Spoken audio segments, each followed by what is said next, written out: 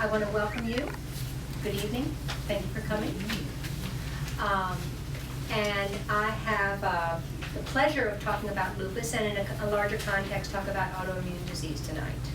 And the frightening thing is that autoimmune disease has increased threefold in the past decade. Threefold. All right, so what's driving that up? What's causing so many people to be sick in our country? And that's in the U.S. I'm sure what's happening elsewhere. But it's just amazing. And primarily, women get autoimmune disease. This is Sjogren's syndrome, so that's dry eyes, dry mouth, dry nasal passages, dry vaginas, etc. Everything is dry. Then lupus is right here, so that 93% of the about 93% of the people who get lupus are female compared to a very few men. There are about 300,000 women who have lupus. There are 2 million people who have Sjogren's. And then you see it going down with different kinds of autoimmune disease. Depending upon who you talk to and who you read, you'll see that there are 100 autoimmune diseases, and then you'll see there's about 300 autoimmune diseases. And I think that's how they categorize it differently. Certainly, we would all agree that insulin-dependent diabetes mellitus or childhood diabetes mellitus we would consider an autoimmune disease because the body is creating antibodies to attack the pancreas. But actually, adult diabetes mellitus is also considered by many to be an autoimmune disease. So that increases tremendously the number of people who could be diagnosed with an autoimmune disease. All right. But as you can see, ulcerative colitis is more common in men, but diabetes is the only one where the guys outnumber the women. And that's because we have the ability to have babies. So that our bodies are more tolerant to a foreign being, whether it's, and in that case it's a child, but we're more tolerant of toxins and things like that. And we don't realize that they're damaging us. And so we will tend to create antibodies, let our bodies get damaged and not realize it. We don't have any symptoms of it. And yet the process is continuing. I'll get into the process. I'll talk about the specific process. But that's why it happens in women. It's not estrogen per se, lack of testosterone. It's really that which allows us to be able to tolerate having a child. So that's why there's so much more autoimmune disease among women. I had one more slide that I wanted to show you here. When you get an autoimmune disease, come on down. When you get an autoimmune disease, you're healthy, or hopefully you're healthy. If you're not healthy, you get sick really fast. And then you get exposed to some kind of trigger, whether it's an infection, whether it's stress, whether it is allergies, whether it's a food that you're exposed to, whether it's formaldehyde, any one of the 900,000 chemicals that we're exposed to in the environment. Getting exposed to those. Something turns on your immune system, where before you were healthy, now you're not healthy anymore, but you don't know it. So maybe it's mold, and you go into a moldy house, and you start sniffing and sneezing, and you don't feel very good, or you get a headache, and you get out of that environment, and you think you're okay. And so you go back and you kind of put up with it because you have to put up with it, and that's the only place you can live right now. But it's not that bad, and then you finally do move out, etc. But your body may have been damaged by the mold toxins and by the mold itself. And then, you feel okay. You don't know what's going on. And then bam, 3-4 months later, 3-4 years later, all of a sudden, you come down with lupus or rheumatoid arthritis or MS or Parkinson's disease or psoriasis. And all of these are autoimmune diseases. And it's not something that just comes at you out of the blue. It may seem to come at you out of the blue, but actually your immune system has been out of balance for a very long time. And there's testing that you can do. Wouldn't it be wonderful right there to have a test that said, whoa, you're going to get sick if you don't do something. All right? We don't have anything that will tell you that soon. A history may be suggestive. Let's say you have a family history of Parkinson's disease, you have a family history of lupus, or rheumatoid arthritis, or pernicious anemia, or any one of those autoimmune diseases. If you got exposed to some chemicals, then hopefully after this talk your antennae will be up, and you would do some things to do some cleansing, do some things to help support your immune system so that you did not get progressively sicker. Because if you have a family history of autoimmune disease, it doesn't have to be lupus, it can be any kind of autoimmune disease, and now you're realizing how broad that those numbers of illnesses are, then that puts you at increased risk. You have to have the wrong genes, in a sense. So typically, people who get autoimmune diseases will have a family history of somebody else having had something, whether it's, I mean, it doesn't have to be the same thing. You then have to have an exposure, all right? And generally, you have to have a leaky gut, which means that your gut has been stressed in some capacity. And instead of providing a barrier function from your mouth all the way to the other end, instead of providing a barrier, your gut gets a little bit leaky so that your immune system can see what's in there. This can happen in your lungs. It doesn't have to happen in your gut, but the consensus among physicians like myself is that most of the time there's damage to the gut. And the reason that leads to autoimmune disease so commonly is because the gut is surrounded by either 70 or 80% of our immune system. I mean, that's where the rubber meets the road in our bodies. Yes, we get exposed to things in our nose when we inhale pollen, and we can have funny reactions, allergic reactions, etc. But you know, maybe you inhale a thimbleful of pollen in a whole year. You eat pounds of wheat. You eat pounds of dairy. You eat pounds of chemicals in the food that we eat right now, unless you're eating 100% organic. You know, so that's going to contribute. Come on in. It's okay. You can come in. We will not. No points will be deducted. That's where our bodies get exposed to so many of these toxins and so many of these infections. You know, a really good trigger would be Lyme. Okay, Lyme can cause autoimmune disease. Lyme is an autoimmune disease if you get chronic Lyme, and then you can go to my website here, which I'll go to in just a second, and read my article that's just been published in Natural Triad and has all the hyperlinks in it that talk about chronic Lyme, which I do believe in. I do think people get chronic autoimmune disease and chronic infection with Lyme disease. So you've got to have, like I said, you've got to have weak genes, the wrong genes, so to speak. You have to have an exposure to a toxin, to an allergy, to a virus, to stress, etc. And you have to have a damaged gut in the first place.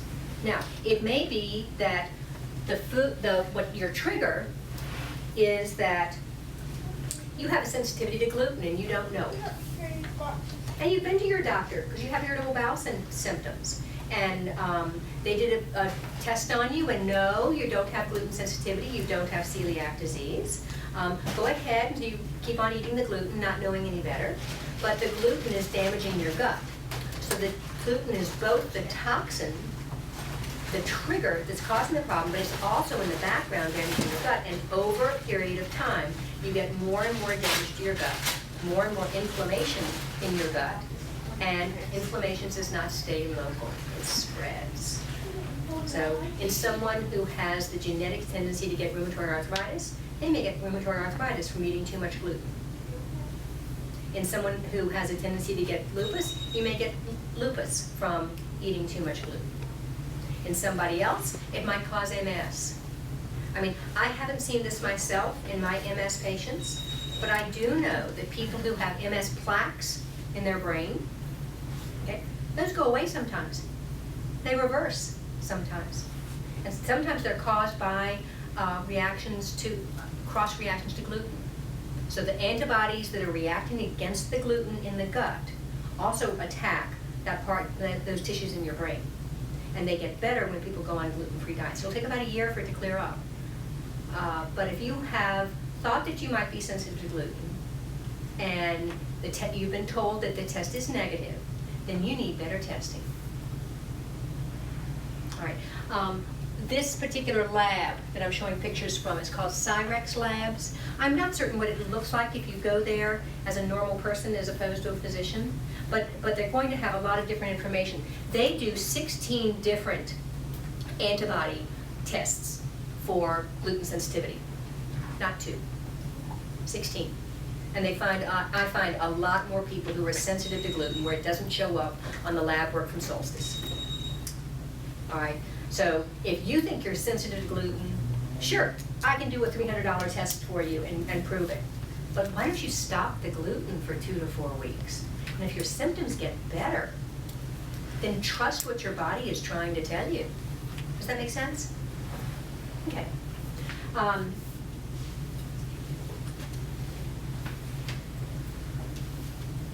So, let me ask the question this way.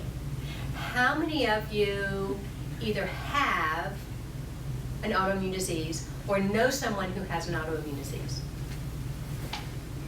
Great, good, thank you. How many of you have or know someone who specifically has lupus? Yes, okay, cool, great. Thank you so much for coming out. I hope that you're going to learn some different things. Did you read the article in Natural Triad? Was that helpful? You didn't read it? Out the door with you. Sorry. I'm joking. I'm joking. Do pick up a copy of the magazine back there. Okay. Okay? Because you may not be able to get it at Lowe's and the other popular places. We have leftovers. We always have leftovers because they leave us so many of them. And go to my blog, because that has all the hyperlinks in it that you and basically helps you learn even more about it. All right.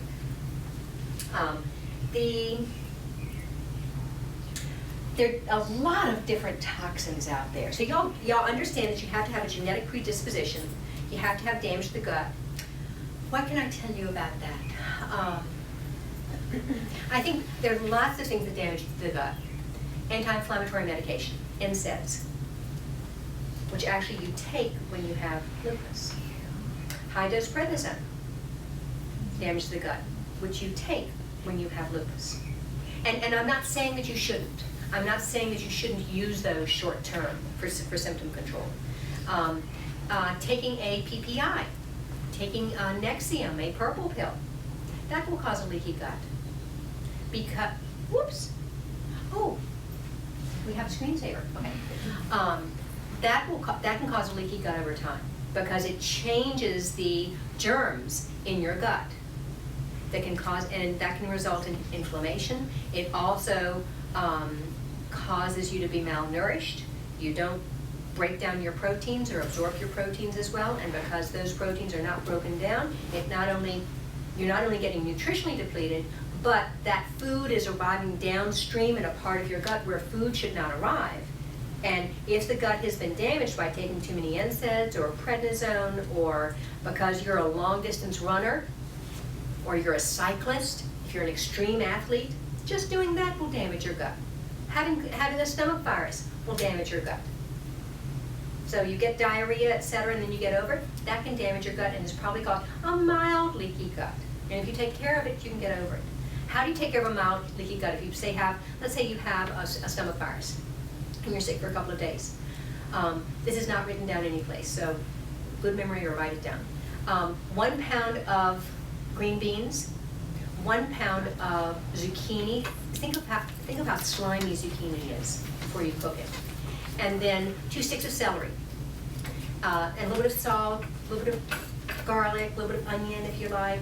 If you don't like one of those green vegetables, pick another green vegetable. Asparagus is nice, broccoli is fine. But what that does is that has everything in it that your gut needs to heal. It's much better than a brat diet, though. Bran, rice, applesauce, bananas, etc., etc. That does not help your gut heal. This green soup helps your gut heal. And you can drink as much of it as you want. If your gut's really torn up, filter out, strain it, and don't put the vegetable chunks into it, and just drink the broth. If your gut's not too torn up, go ahead and eat it with the vegetables. And you can blend it. You can do anything you want with it. But I've had lots of patients who have said, "Oh my gosh, my gut just felt so much better after I drank that." It's very, very soothing to the gut. It's very healing to the gut. Can you repeat, please? Yes. 1 pound green beans. 1 pound of green beans, 1 pound of zucchini, and 2 sticks of celery. Now, the most important word I haven't said yet. What's the most important word about those vegetables? Organic. Has to be organic. Has to be organic. Why does it have to be organic? I mean, even if you're sick, you really want to use organic, even more than local. But I always say, eat organic first, eat local next, eat frozen next. Okay. Do you always cook? Pardon? Do you always cook these? Oh, and in this case, yes. Yeah, absolutely. But that can be very healing for the gut. And I kind of diverged there, but it just came to me. What are other things that will heal damage the gut? Like I mentioned, I learned this just this past weekend when I was up at a conference in Chicago. Is elite athletes frequently have an autoimmune disease, not autoimmune disease, have a leaky gut. So they're a setup for autoimmune disease. All right. So drugs can do it, stress can do it, infections can do it. Being in extremely good health, you think, but being an extreme athlete, that can cause it. So there are lots of things that will damage the gut. And then you get exposed to something. And what happens is, with that leaky gut, okay, that you've now established, the immune system is able to see what is in there. And so the immune system starts making antibodies against gluten or against glyphosate, which is Roundup, which also gives you a leaky gut. Or it can be into any one of a number of other chemicals, and or low-grade infections that you have, bacteria that you have in your gut. And the classic example that everyone refers to, and if you've heard my talk, you've heard this before, is that they use doxycycline to treat people with rheumatoid arthritis in England, probably 10, 15 years ago now. And about half the people, or maybe 60% of the people, got better. Their rheumatoid arthritis went away with treatment, but with doxycycline. Well, that's kind of cool, because we don't think of rheumatoid arthritis as being an infectious illness, but doxycycline helped it get better. And the conventional doctors in this country said, "Oh, doxycycline has an anti-inflammatory effect," and it does. But in this case, it actually was killing off germs. It wasn't killing off germs in the joints. It wasn't killing off germs in the red, swollen, tender joints that these people had.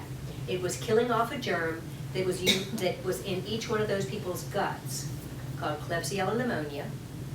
And when they killed off that germ, that's when the rheumatoid arthritis cleared up, because they found that antibodies against Klebsiella pneumonia in your gut cross-react with the structures that make up your joint, with your synovial tissues. So the antibody titers went down and calmed down and stopped attacking the joints when they killed those bad germs in the gut. Does that make sense? So there weren't any germs out in the gut. I mean, in the joints. It was in the gut.